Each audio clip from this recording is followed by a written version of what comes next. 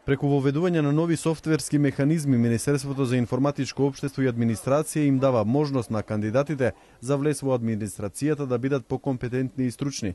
Според министерот Ивановски, преку напредувањето на веќе постоечката програма, кандидатите кои ќе го полагаат општиот и практичниот дел ќе одговараат на различни 500 прашања, но со иста тежина. Станува збор за еден модел, еден систем кој што е транспарентен, се користат во поголем број на земји, се користат и во универзитетите, но и ние сакаме тоа да го введеме токму во ова институција за оние кои што ќе влегуваат во администрацијата да бидат навистина најкомпетентните и најквалитетните.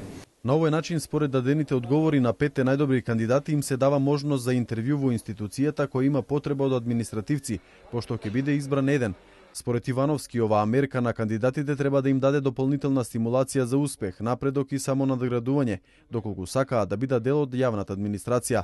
Досега во Македонија вработени се околу 120.000 службеници во јавната администрација, вклучувајќи ја и полицијата и безбедносните сили.